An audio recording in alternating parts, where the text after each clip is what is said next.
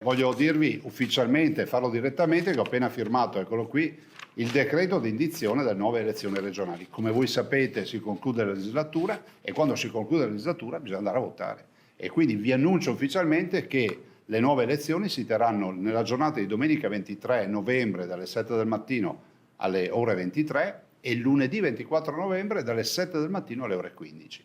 Per chi volesse candidarsi alla carica di consigliere o di presidente, le giornate per presentare le candidature e quindi le liste sono le giornate del 24 ottobre e del 25 ottobre.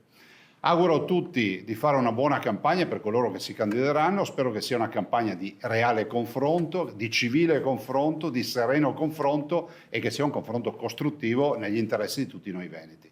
Per quanto riguarda noi veneti, io spero veramente che la nuova squadra che prenderà in mano questa regione e poi si affronterà questi prossimi 5 anni di governo sia una squadra che possa portare ancora più in alto il nostro Veneto. Quindi un ringraziamento a tutti voi, mi raccomando andate a votare.